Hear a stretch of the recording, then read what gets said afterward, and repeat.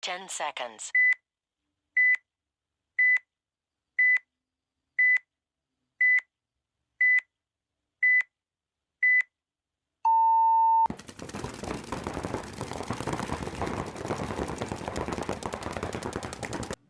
What's going on, everybody? Welcome back to the View from the Dead Box. We are 1 week away from the MVPS, and we have a great guest with us today. Has already been on the channel once. Chris Rangel, he is back with us. What is Thank up? you for having me back, guys. Appreciate it as always. No problem. Anytime, man. No problem at all. So you had a pretty fun time the last 2 weeks. To say the least, yeah. So I guess where we left off, we were kind of talking about VM a good bit, but now you were pushing Bunkerfest for how long, you think, the start process of it? I mean, we started like trying to do this in 2018, like when I talked to Mondo about it, and then the political nature of paintball got involved, so that sidelined it in 2018, and then we rescheduled for 2019, and then that didn't happen with COVID and all the other stuff that happened, or whatever. No, but 2019 and then 2020 with COVID. Yeah.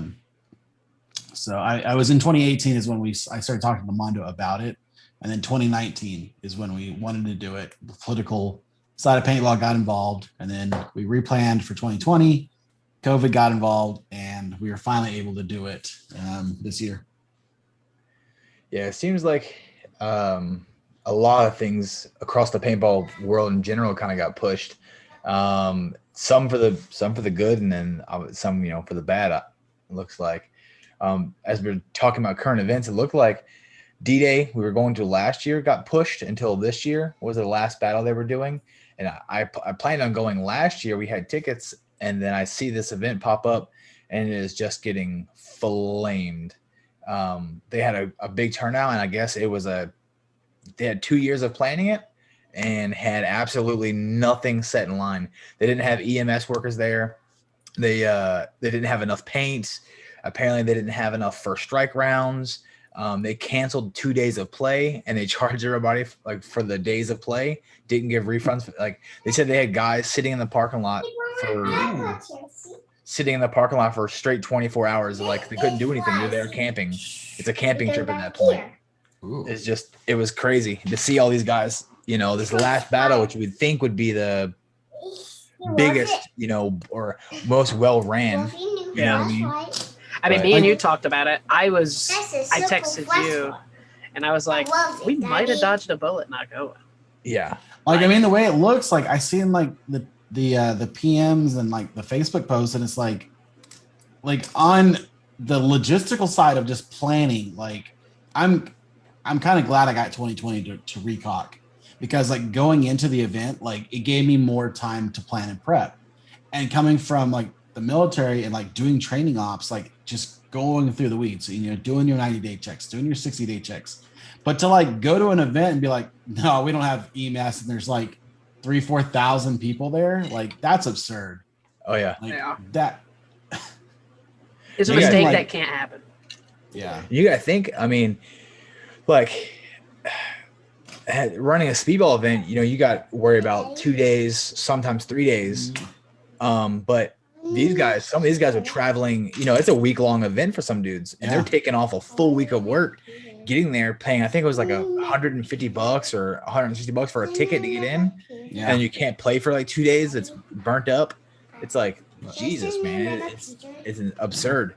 And the worst thing was, they were saying that they were getting no help from the higher ups. They were just like, I guess they were just letting it go because they knew it was the last year. They were just like, fuck it. Like, money's in, you're already here, and nothing you can do about it now. Yeah. And that's like one of the worst things. Like, it's like a shitty ass feeling. And it only like reverberates across the industry of like, just fucking the player. And then you're just like, well, what do I do? And it's like, there's no repercussions, Yeah. Well, talking about from a player's perspective, this event you just hosted, that was probably I know they have the league for the player league, but no other leagues really have put out anywhere near the prizes you did across the board for divisions from 5 up to 3. And if me from the outside looking at, you setting up and going through the day-by-day planning, just kind of behind the scenes stuff, it's scary to me, because I see a lot of these other big events, that are grabbing 100 plus teams, that have been around for years that are not even doing like half your prizes that you put through. Yeah. So it's like obviously I have no stake in it, but I'm like, fuck, man. I'm like, you had trophies, right? Then you had medals, you had tomahawks. Rings. What am I missing? Rings. Yeah. So all the cool shit. You like typically like you get rings for NXL, but one time at the end of the season will be the series rings, and then you get your event prizes are a paper check and a medallion. So you kind of combined, and I guess you do get a trophy as well for the team, but across the board you kind of threw all of that into one time for one event. And that was like getting 2020 to like really just make this, and that's what was so frustrating is like I'm doing everything we bitch about: high prizes, good returns, cheap paint. Cheap paint, like that's the biggest thing from a player's perspective. Yeah, and like I pushed it, and it's like almost I would say 60% of our teams that were at Bunkerfest were from out of state. That's crazy to me. Which just like I know you pretty well. Like you're an asshole, I'm an asshole, but you being in Texas, man, Texas has I would probably say Texas, Florida, and Cali are the really 3 biggest around. I feel like you can pull 50 teams from Texas, not even like a blink of an eye. Like that's super. Yeah, that's what I was really banking on. And like I look at my D3, almost I think one team was from Texas in D3. All the other ones were from out of state. I had guys from Portland. I had guys from I had 3 Cali teams. I had where was the other guys from? I'd have to pull it up. But like, I mean, it's like almost like what are we not doing? I know you had guys from Florida. Yeah. And it's like, what are we not doing?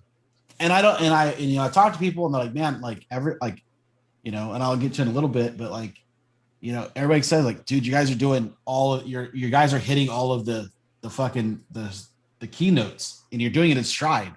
Like we had the trash crew like on point. Like we had 55 or 4,500 fills all day, every day. We started on time both days. Field 1 started on 7:59 and 08. Like we did not have any issues logistically across the board. And I'm just thinking like, okay, well, like maybe it was, it's something new and I don't want to go invest my time. Maybe it is because Chris is an asshole and I don't like him. Maybe it is because the influence of, the politics in Texas. Maybe it's a combined of, I got something else going on next week. I don't know. Maybe it's coming off another event. So I was like really trying to like dive into this question and like figure out what are we not doing? And then we hit all these fucking home runs. And it's just like, like I said to everybody, it's like, you fucking slept on us. We did what we said we're going to do. And you didn't. And now, and now it's even more. And now it's like, I'm going into like Mardi Gras and I have like more resilience to be like, I'm fucking here. We're not fucking around and you can come bang. And we're going to give you a lot of money. We're going to have a good time. And the whole premise on Bunkerfest wasn't just to be on a tournament. It was to have an atmosphere of a one-off event where, and like, this is always from my standpoint as a kid growing up playing paintball, it was about going somewhere and doing something with my friends. The paintball side is always that. It's just there. But it's not why, I wanted to be with my friends. I want to be with my friends and go do cool shit. And that's what I really wanted. Now, we didn't get to do all that. I had a band planned. I had a DJ, yard games, and different shit. But, the rain really fucked with us. So we had to, sideline those. And like, we hope to do those again for the next event. And then like going forward for like the whole idea of like Bunkerfest is it's just not another tournament to go, show up, play our 2 games, and then go back to the fucking house. We want you guys to hang out. We want to have that atmosphere, that theatrics, that, venue vibe. where you're having fun while you're there, even if you are done for the day. And that's what I want to capture and cultivate, going into the future of Bunkerfest. Well, it's crazy because we talk about everybody bitches about going to the NXL, and everybody shits on the NXL for this, and they do this, and everybody harps on them because entry fees are crazy and prizes are terrible. The only thing NXL has for it is the paint vendors are there, and if you are a premier team or a team that has some backing, you can get good prices on paint. That's the only thing it has going for it. But your prices on paint were 35 and 40, right? APX we had 30, 35, and HK we had 40. Yeah, so you had the paint covered. Entry fees were across the board, which were normal across any Expo league, which MVPS, CPSL, you're on par with all them. Yeah, and you were the only event I can compare to prize wise with low cost is like the CPSL does super cheap paint. The entry fees are like $800, but you only get I think $200 or $2,500, which you come out decent now. But just a year ago, it wasn't like that. We won and got 1,500 or something like that. I'm like, fuck, our paint tab was almost that. Yeah. But you offered, and what were the prizes across the board? They were 4,000. So we gave $22,000 cash, like out the date. Like Franz with FSU took $9,000 home between his D5 and his D3 team. We gave D3 5,000, 2,500, 1,000. D4 was 4, 2, 1, and then D5 was 2, 15, and 1. And then because D5 sold out first, I gave them $1,000 kicker. So they took home $4,000 for first. Yeah, which is crazy amount of money. The only league that I know gives out that much cash is Mike Hemmons' league. Other than that, no one else is stepping up to do that. And this isn't like a knock on anybody's model. My thing is that I don't give a fuck about the money. Yeah, money is there to be made, and you make that on your paint sales. If you're doing it right, your entry fees cover your prize packages and the cost of the logistics of your personnel. If you're doing it right, it's easy to skew, or skim off, if you will, a little bit extra from the players' entry fees to carry over to your own pocket. Yeah. And then, give, shitty fucking $10 medals or, $1,000 in fucking gift certificates or some bullshit that you really can't use. That you already paid $300 for or got gifted. Yeah. You know what I mean? And like for myself, it was just like, I want to prove the model. I want to prove that we can do what WCPPL does in Texas. Because when I sit there and I look at it, I'm like, why doesn't Texas have 100 team turnouts? I see it at MSXL. I see it at MVPS. I see it in fucking Cali. Why? And Texas always loves fucking pounding its chest up. They love talking shit and saying we're the fucking best. But when it comes time to bang, it's like, nah, man, I gotta sit on the sidelines and worry about my $5 off a case, my fucking knee pad sponsorship. Sponsor team, dude. To go fucking play paintball. And I'm just sitting here thinking, like, if Chris Rangel was on fucking said name team and said, hey, let's go fucking play it for $5,000, and you said, nah, man, I don't want to do that, I'm gonna go find some fucking dudes that want to go play for fucking $5,000. Like, absolutely. That's just me. And I'm just like, why we didn't sell out is still baffling to me. But I think what we had to have was what we said. And, do it right. We did it right. We proved that the model is there. We put the groundwork down. And now we go forward and be like, you can keep doing what you're doing, or you can come over and do what we're doing and have fun, have a good fucking time, go to cool venues, and not pay out your ass and then take a return home.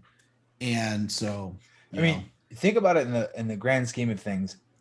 It's like players complain about 3 things: entry fees, paint prices, and prizes, right? Like that's what they always complain about. And you took care of the paint prices. The prizes were obviously up, and the entry fees were normal. So if you held up your end of the bargain, I don't see how the team and obviously the teams weren't there knocking down the fucking door to come in. Yeah. So, because those are the biggest two things that everybody always complains about. So I just don't really understand. But you know what? If you think about it, like if these turn out and start selling out, like there's a chance that by you doing this, if you think about it, you will force everybody else's hand that runs an event to bump their prices up. Yeah. Like it's going to happen. I don't want to say that I caused that effect already with USXBL, but I kind of did. No, it's going to happen. It has to. Well, no, because when we originally were going to do it in 2019, I had the same fucking prizes. Like I was like, we're going to give away $21,000. And I told Mike Himmon, it's like, I'm going to copy Mike Himmon's homework and I'm going to bring it to Texas. Like, and I've told Mike, and he's like, do it. Like, do it. And Mike's always been a huge behind the scenes guy to help me out, like, with advice and mentorship on like, kind of the how to. And I remember distinctly like winning the D3 event. I got $1,500, and then I seen USXBL like winners, and like it was like $3,000, and it was like that year that we said we were going to do it, and then we got shut down. Now I don't want to say like I got credit for that, but it just seems that like it forced the hand be like, oh shit, like we got to start like protecting the turf a little bit. And now so it's like it is like you said, if there isn't a return, and this is what I look at as a player, and I always try to take that mentality is what's my return of investment? Like I go play NXL for clout because you're not getting shit otherwise. And to see old friends. Yeah. Really you play NXL for clout. I'm the best in the country, whatever the fuck that means. Yeah. If I want the best competition, in my opinion, I go play WCPL. Yeah. And I said this in a post that I can fly to go play WCPL and still save money, and it's cheaper than playing Texas. And then I'm like, well, it's playing fights and like I'm like, that doesn't fucking matter. I'm still saving money. Like I played 32 points of X-Ball and I took $7,800 or $78 home. Right? Sorry, that's what it cost me, $78 to play 32 points of X-Ball. You're not doing that here in Texas. And that to me isn't right. And this thought process is for myself anyways, is I want to see as many people as we can at the table being the tournament. So having an entry fee that is on par with the rest of the country. What? Maybe a little bit. Okay, give me a second. I'm talking. We'll go swimming. We'll go swimming. When you're finished talking, we're going swimming. Yeah. And so, to me, if we can have more asses in the seats, then that means we're going to have a bigger venue. We get more vendors, we get more players, especially like those younger, like D5, D4 teams, which we need across the board to start playing paintball, like competitively. Yeah. And, the argument is that, we have low entries and high paint and it all washes out. And I'm thinking, fuck no, it doesn't. I can more easily pay $1,500 for my entry fee 90 days out rather than $2,800 on a Sunday afternoon after I got knocked out of semis, and I'm just thinking that's not growing anything. It's in more so, I don't like the way it is. And so, and that's what I said, like I don't like the culture that there is here in Texas. And so for myself, and my opinion of how I think about it is if we can make it affordable at the tournament, so $30 to $40 a case, and we can have, your entries, 30, 40, 50 days out, it gives you that time to recoup those funds, which are, I don't want to say it's a lot, but it's a little bit for some individuals. And then you go to the tournament, and like we had the thing, the guys walking up like, how much is paying? It's like 30 a case. They're like, how much? And I'm like, 30 a case. It's not 55. I could charge you 55, but it's 30 a case. And they're like, cool, give me 6 boxes right now. And I'm like, cool, here you go. Which is 3 cases at most of their events. Yeah. And so the idea is that we can have more people playing paintball at tournaments. It just continues to grow. And then on the flip side, they're like, well, you're ruining the economy for the fields. And I'm thinking, if 3 events or 4 events in your state ruins your business model, then you got a fucking problem. Shitty fucking business model. Yeah. Because there's no kid walking up to the back of the truck and saying, hey, give me a skid. because I'm gonna put it in my truck and I'm gonna go play fucking wherever this weekend. That's not happening, you know. And that's just always like it's mind numbing to me that people will argue that point. You know, they might take a box or two home, but they're not fucking buying like 10, 15 cases and then going playing at the local field. You know. And well, so, you know, it's funny you mention that because I had the argument with people all the time that the guys here in Florida, I'm like, man, you know, it'd be so fun if MVPS would do like a blind layout, and all the guys typically in the page shit on it. They're like, no, that's how you ruin fields. If you do blind layouts, you ruin fields because fields don't have the turnouts for the practices. I'm like, what do you mean? I'm like, people still have to go and play places. You got to practice, whether it's on a layout like, or blind layout. I'll just take the whole month off and just show up to the event. You still have to go fucking and play and as a team and play other people. Like and the whole blind layout thing, it's like it produces the real champion. Absolutely. Yeah. You have to adapt and overcome. Like I was watching the teams like on Saturday morning play one way, and then by the end of the tournament, they're playing a completely different way. And I love that because like no two matches were the same. Nobody attacked the same way. Everybody was learning in a different way. Yep. And you know, to me, that's how it should be. And then also it takes away the advantage of the teams who have that ability. Programs. Yep. Yeah. Where now I have to show up, and it goes back to, like you just said, practicing, gelling with my team, knowing how to fucking snap shoot, knowing how to communicate, knowing how to move, all of those nuances that we get to get away from because I can come out, shoot my fucking lane, hit a bounce shot, and shoot a guy in the face because I practiced 30 fucking cases on that. Yep. And we are obviously we don't have that here, but being in Florida, there's so many big programs like in Carolina, and then right in Florida we have that against us no matter where we go. MVPS, we're playing against a guy. Now we set the field up out here, but when you play against bigger programs that can shoot a pallet of paint and be like, okay, cool, we know every single bounce shot, every go shot, every single bunker. You know what I mean? Not knocking them. Hey, that's good on you. But I guarantee if you play 10 tournaments, you would see a lot of the programs typically win, like the NXL. The same programs typically win. Now, if you'd make the NXL blind and let them run it all the time, I guarantee those programs probably won't win as much because you're playing against guys. When you get to that like D2 level, they're all about the same player.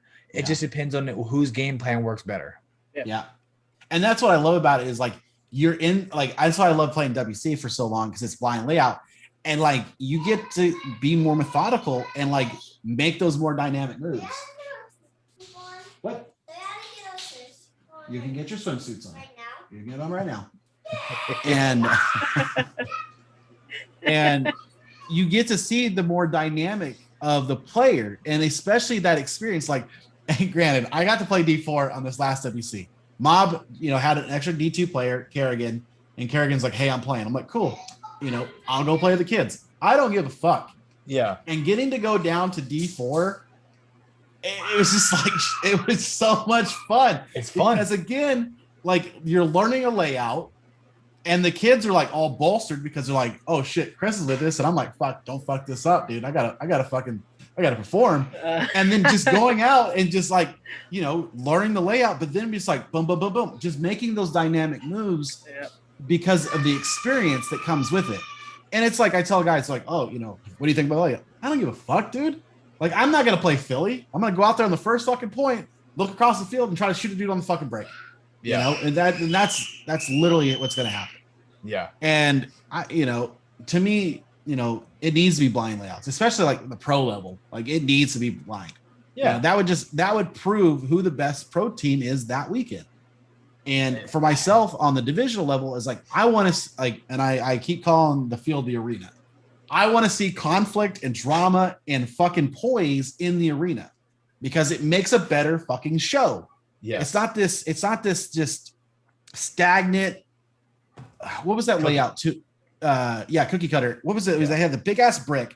And I remember it was like that stupid tall tower, and you just dove out to the tower, crossed as low as you can, and you shot that bounce shot in that fucking brick and 13 pods. Yeah. I want to say it was Atlantic Open, but it sucked. It was a terrible layout, and it's just, Paintball is getting more and more like that, though. It's all hard to zones, see. man. And it's sad.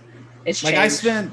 I spent 6 months making the Bunkerfest layout, and I made it so everybody could shoot everybody could make a bump, and there was no zones. There was nowhere for you just to go to one single bunker or 2 bunkers and lock it up. If you tried that, you got your shit run down, and that's what it needs to be. Yeah. And I would love to see the Bunkerfest layout on like a nice 90-degree, fucking grass field right now, because I think it plays so fast and so much fun. And but going back to this whole thing with like Bunkerfest and like sitting now, it's like I got to see so many smiles and my friends have a good time, and that's really why I wanted to do it in the first place. It's like I wanted to see my friends have a good time. Yep. And it wasn't about making money. It's still not about making money. I don't give a fuck about making money. I need to make money to be able to do fun shit.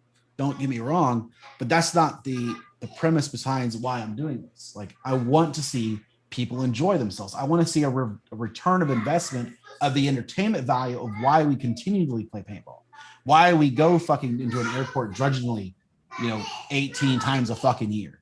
And I remember having the conversation with Tim Montrester. He was coming back from overseas, and we happened to meet each other. I think it was in like New York or Chicago or Atlanta, one of those fucking hubs. And we were in the lounge, and I was like, dude, like this shit gets tiring. He's like, the only thing makes it worth it is seeing my friends, because like the paintball grind, we all think about this as like, man, I can't wait to travel the world and see my, play paintball and see all this stuff. And it's like, it's not really the reality of it. We're going to fly into Philly and drive 40 minutes into fucking bumfuck nowhere. Yep. And the only reason I'm going is because my friends are going. Yep. That's what I told Josh. I'm like, hey man, when we get off the plane, like I think me and Chris are gonna land close at the same time. Like, are we gonna grab a cheesesteak? And he's like, yeah, we can get one close there. He's like, but we're going nowhere near Philly. I'm like, what? Yeah. Just Philly. He's like, yeah, it's gonna be nowhere near Philly. I'm like, oh, okay. Well, I really don't get to experience Philly, I guess. We'll get to like we took what was it 2 years ago? I remember like we took a day off, like we came in a day early so that we could go see Arlington. So we could go see Tun Tavern.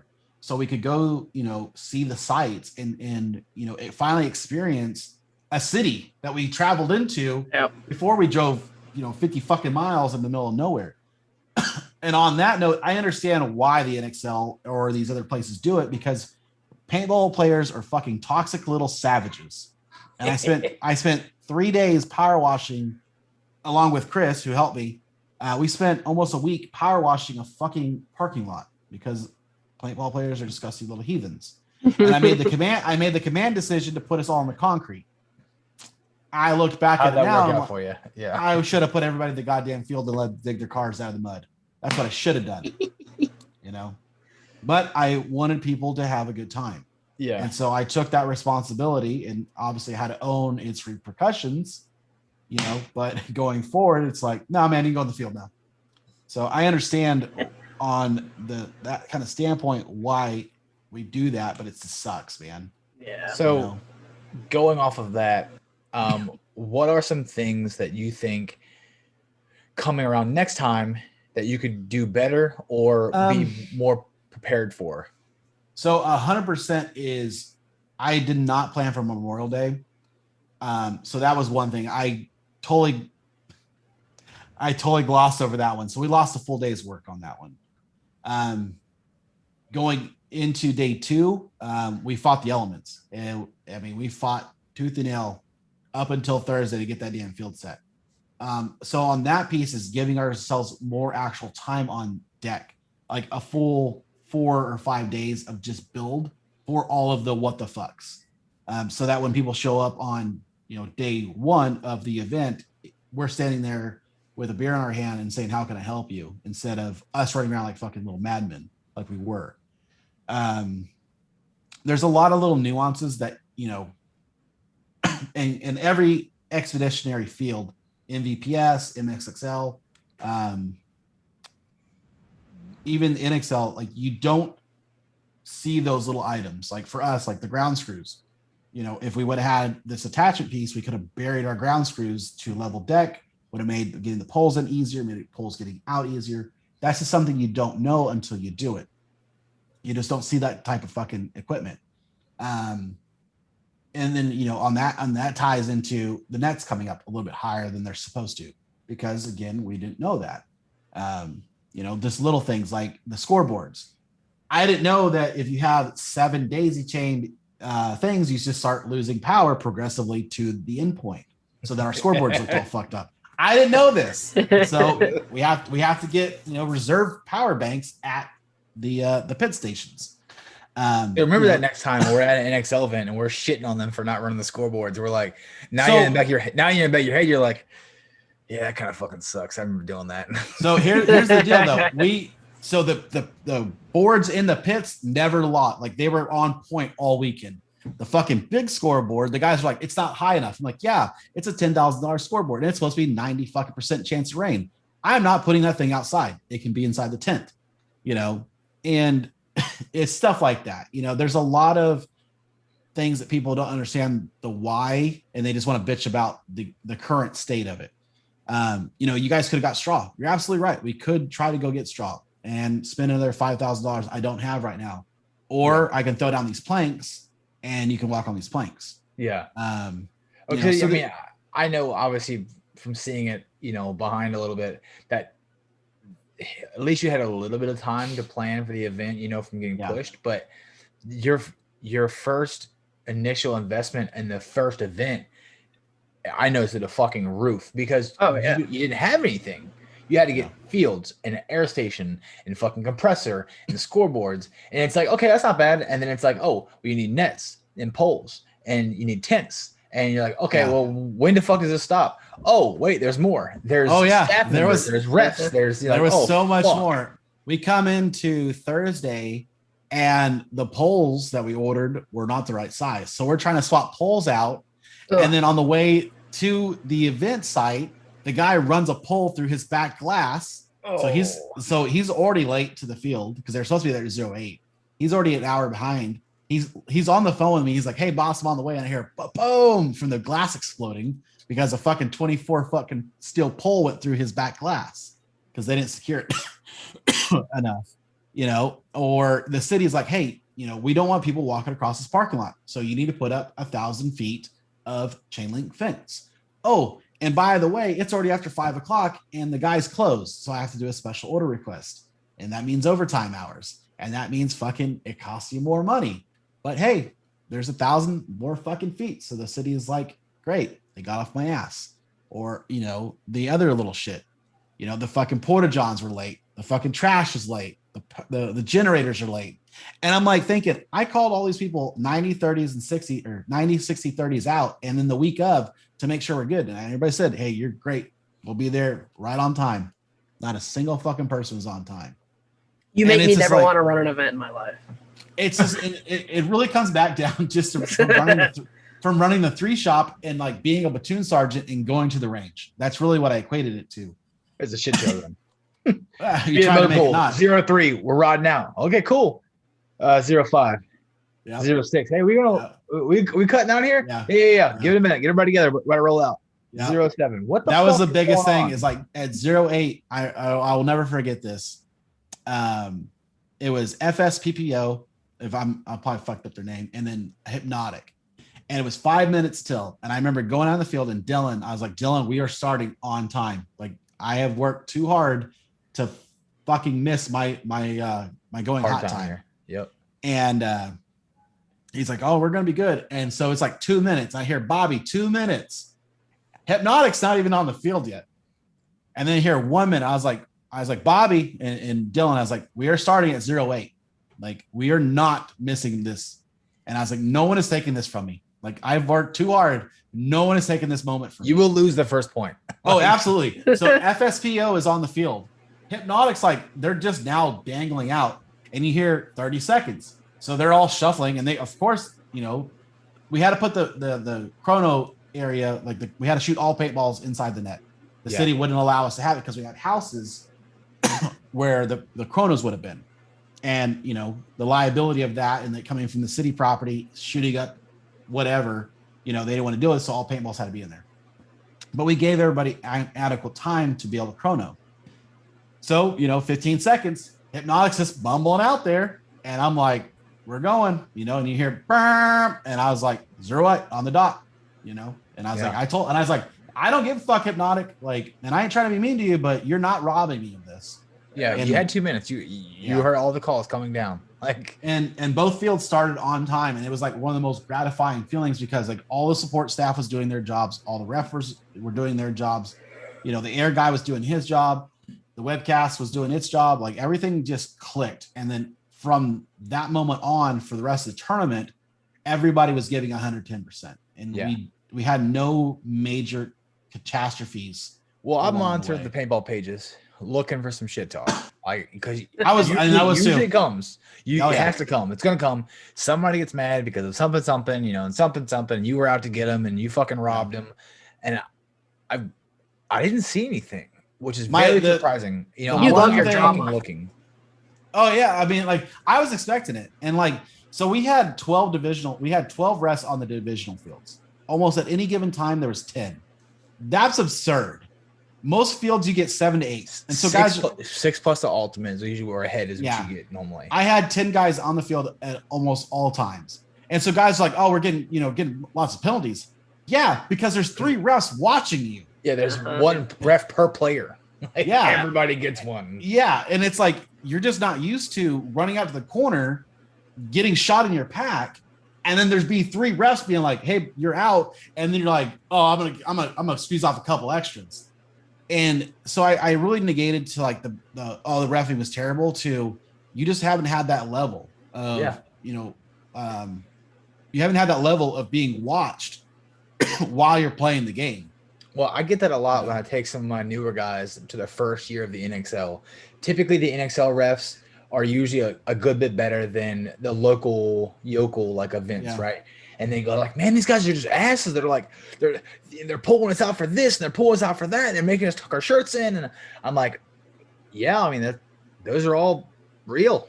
That's how that works. You just don't have to go by that. Okay, I didn't even really play on it. I was just talking, and he gave me a penalty instant when I asked where it was hit. It's well, yeah, you're dead. You can't talk. Yeah, I remember on both days, I told the ref crew, I was like, hey, treat the players as an asset. Don't treat them as a commodity. Give them the same level of respect that you would want as a person. Not as a player, just give them the same common courtesy.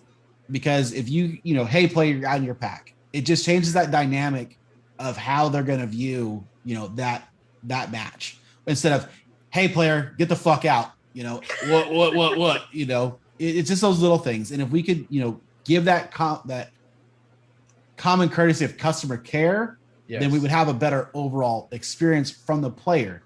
Now, as the tournament progresses, people are going to get more and more heated. It's just a natural of it. Yep. And that's where Dylan comes in. It's hey, giving those refs who are getting hot-headed or whatnot, pull them off, go give them their break. We still have enough dudes on rotation that we're not going to, miss a game. We're not going to miss anything. For the most part, we were 5 to 10 minutes ahead on every field, both days. Great.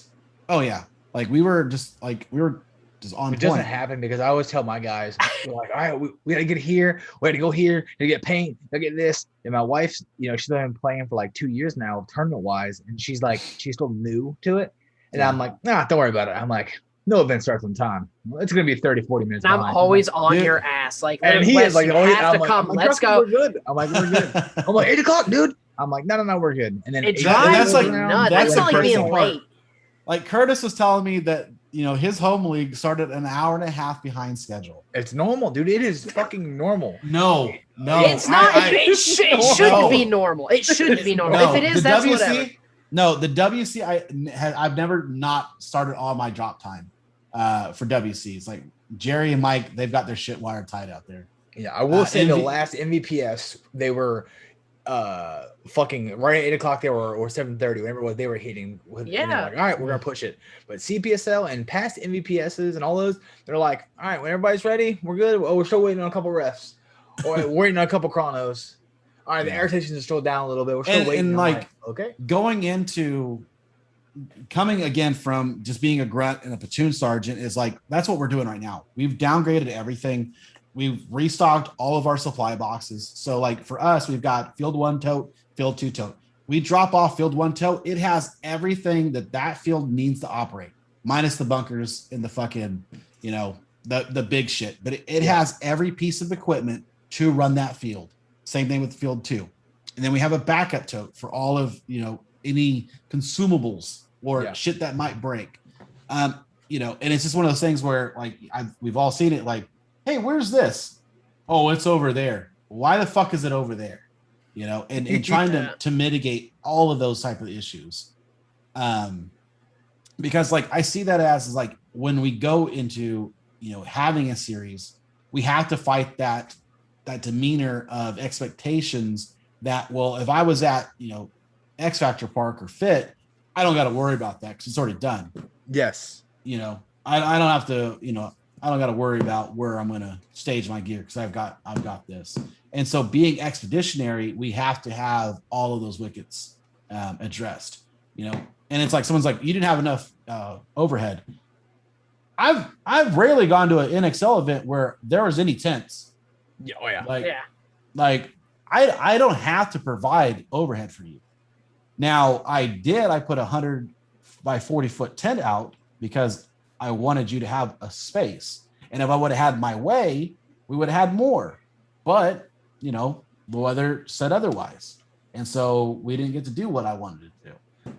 And then the fire marshal. Remember back in the day at the original PSP events, I guess back then people were honest, but at the old PSP events, you would walk in these gigantic tents and they had like lines and lines of tables and your team name was like stapled down on the table and you put all your gear on top of those 2 tables and under it. And then you went and played and then came back.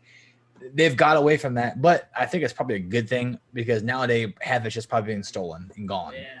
But I just, now that you say that, I remember playing Cup in like 03 or 02, 03. I remember going in these big ass tents with hundreds of fucking people and then just like sitting my stuff down and not even thinking about people stealing it. I'm like, okay, cool, walk away. Now it's like you can have your shit in your own private tent, separated from everybody else. And some guy, boom, on the page is like, hey, has anybody seen my bandana, my hopper, my gun? It's gone. I'm like, oh boy. It's like, Chris, what do you think the biggest thing you learned about running this event? Like, what's your biggest takeaway, I guess? That's a tough one. I mean, I think for myself personally is that like, I told all the guys like afterwards, like, I'm glad that we got to say we did a good job, but we can be better. And that's a takeaway is not being content, because that's where I feel like the culture right now in Texas it's content. There's no need to challenge or change. And I don't accept that. And that's just being as a person, former Marine. I don't accept that we're just here and we can suffice. No, always improve your battles position. Always want to challenge yourself. And so that's probably my biggest takeaway is like, okay, we met the bar, we've set our standard. Now let's make our standard better. And how we do that's going to be, the continuation of, my takeaway. Yeah.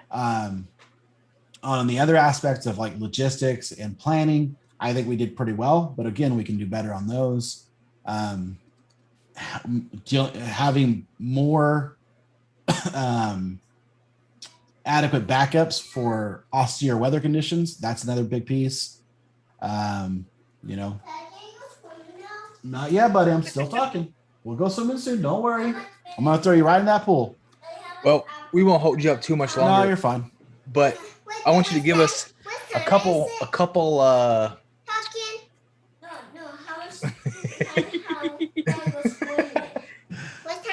Okay. 10 minutes. Okay, Alexa.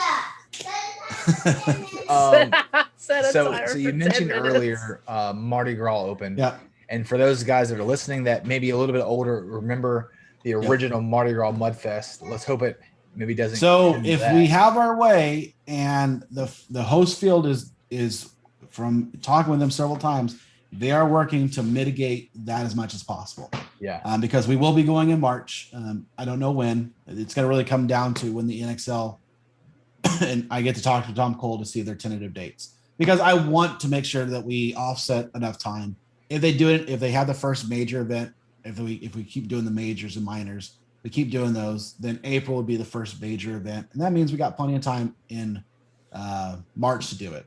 Yeah. So we hope to mitigate the mud, but we're at a field. I've never seen the Mardi Gras Open not a mud fest. I mean, it's called that for a reason. Yeah, which is fine. It's like iconic. Like that's how it is. I want to do our absolute best to be a good steward and try to not do that. Good luck, have fun. Yeah. So tell me give us a little bit of a rundown of what your thoughts are on doing that event. So we're gonna have an open division, completely open. So one division, that's it. No. So there's gonna be an open division, D3, D4, D5 X ball, potentially 5-man. That really is gonna come down to numbers. It will be over 3 days, so Friday, Saturday, Sunday. Open division, completely open. Like there will be no like D2 or D1 and then +2 pros. It'll be completely open. So, for shits and giggles, say Dynasty wanted to show up, then Dynasty can show up as is. We're not making any stipulations.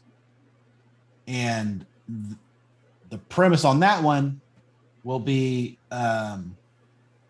16 teams, and then those first 4 prelim games will be either 15 or 20 minutes. I have to work out on the time because that's going to be the biggest issue that we deal with. But you're going to play, of those 4 prelims, you're going to play no limit. So you can be like old NXL paintball where you're going to have 15 minutes or 20 minutes, and you're going to just play as many points as you can. And that's going to really come down to help the seeding of it. So, you could have games that go 10-10 or 20-1 or whatever. There is no mercy. You just keep pounding on the fucking drum until time expires. We don't know if that's going to be 15 minutes or 20 minutes. I have to work on the timepiece of how it'll roll out. Once prelims is done, then we're going to go into traditional X-ball. So normal split deck, quarters, ochos into semis, and that'll be a mercy of 7. And then into finals, we're going to go back to the no mercy, 15 minutes. And then it's going to be winner take all. It'll be uncapped semi. I was just about to say, what were you thinking on modes? Yep. For that division, uncapped semi, which I think is going to be a real big dynamic because it'll be blind layout and uncapped semi. So it'll give you a flair of the old old NPPL. And Curtis made a good point today.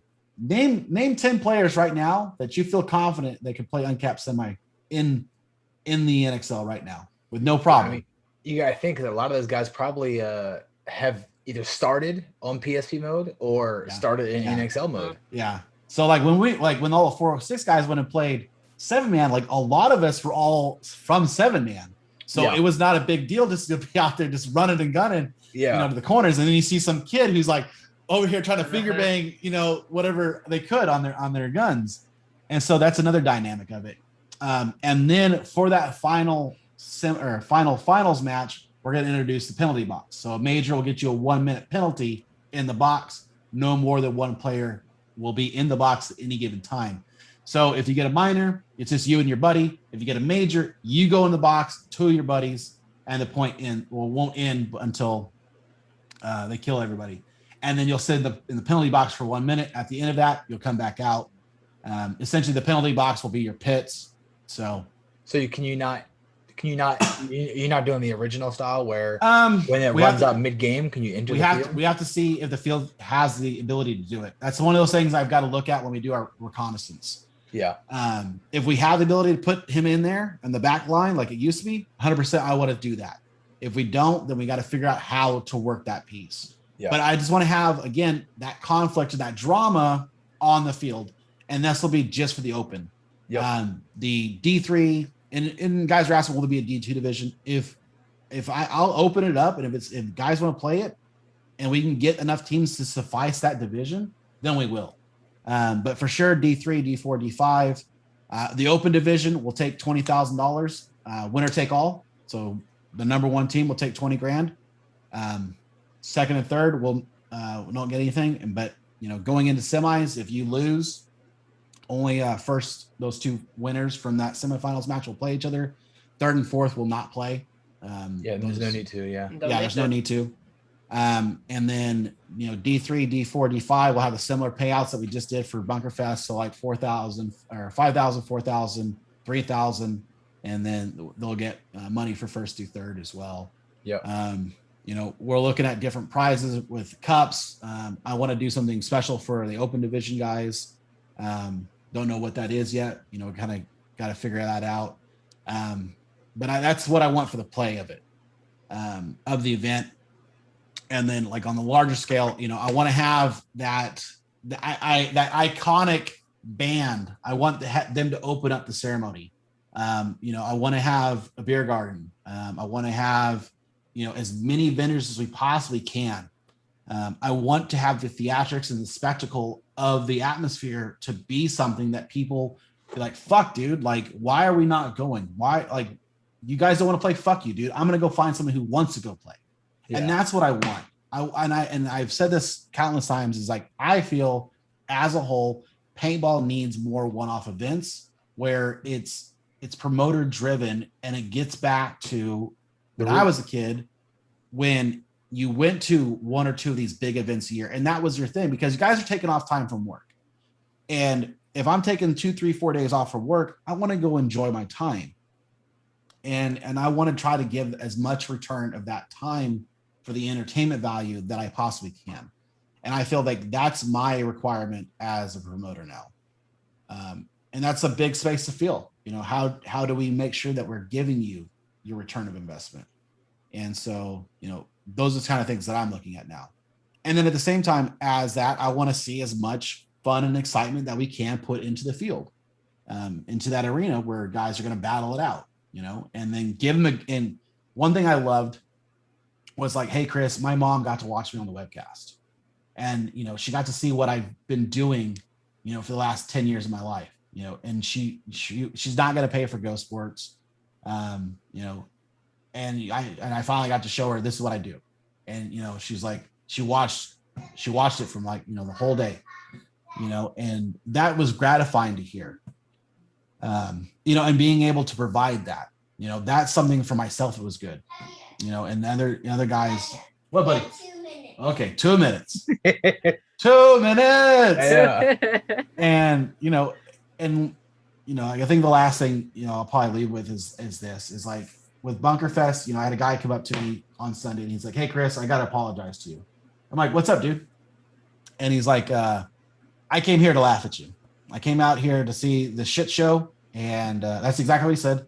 I came out here to see the shit show, and I have to eat my words, because you're doing everything that I expected not to see, and that's not talking about the play or not. He's like, everything looks and feels like a national event, and your staff is on point. The refs are doing a good job. The webcast is killing it. I got to come here and buy a new loader instead of having to go, buy it off A&S. And I got to have a good time, and so, I got to say, I'm sorry for, not giving you the opportunity to, show me otherwise. And I was like, dude, I appreciate you being honest, and I'm glad that you gave us this opportunity. And for a lot of players, a lot of people who I seen, I hope that we're watching, seen the same thing. And so it's like, and I told everybody, it's like, I'm not going anywhere. This isn't just like a one and done now. I invested too much shit into my fucking Fast and Furious pile to just sit there. And and right now I got to lick my wounds. Like, I went hard. And so I got to recoup. And by the time we're recouped and reset, we're going to go to Mardi Gras. We're going to go fucking balls out to that. And in the meantime, I'm going to work on the next 3 events for Texas. Because I want to do a series in Texas. And then we start planning for our next one, and I don't want to, cage ourselves into just one format. Like, I want to do like Denver. I want to go to Denver. I want to have the Mile High Open 7-man tournament. And I want to have these one-off events where you get to plan something cool with your friends to somewhere else. All right, buddy, we'll turn off Alexa. And that's where I want to start feeling. That's what I want to start doing.